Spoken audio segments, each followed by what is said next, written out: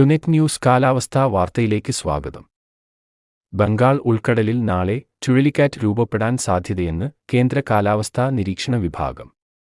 തെക്കുപടിഞ്ഞാറൻ ബംഗാൾ ഉൾക്കടലാണ് ചുഴലിക്കാറ്റ് രൂപപ്പെടുക. ഇവിടെ നിലനിന്നിരുന്ന തീവ്ര ന്യൂനമർദ്ദം നിലവിൽ അതിതീവ്ര ന്യൂനമർദ്ദമായി ശക്തിപ്രാപിച്ചിട്ടുണ്ട്. ഇത് വീണ്ടും ശക്തിപ്രാപിച്ച് നാളെയോടെ ഫിൻജാൽ ചുഴലിക്കാറ്റായി മാറും. സഊദി അറേബ്യ നിർദ്ദേശിച്ച പേരാണ് ഫിൻജാൽ. രൂപപ്പെട്ട ശേഷം ഫിൻജാൽ ശ്രീലങ്ക തീരം തൊട്ട് തമിഴ്നാട് തീരത്തേക്ക് നീങ്ങാൻ സാധ്യതയുണ്ടെന്നും കേന്ദ്ര കാലാവസ്ഥാ നിരീക്ഷണ വിഭാഗം അറിയിക്കുന്നു. സീസണിലെ രണ്ടാമത്തേതും ഈ വർഷത്തെ നാലാമത്തേതുമായ ചുഴലിക്കാറ്റാണ് നാളെ രൂപപ്പെടാനിരിക്കുന്നത്.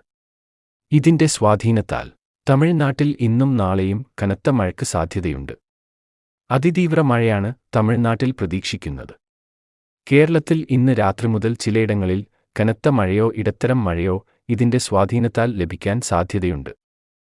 സിസ്റ്റത്തിന്റെ സ്വാധീനത്താൽ നിലവിൽ 2 സംസ്ഥാനത്തും വിവിധ പ്രദേശങ്ങളിലായി മഴ ലഭിക്കുന്നുണ്ട്.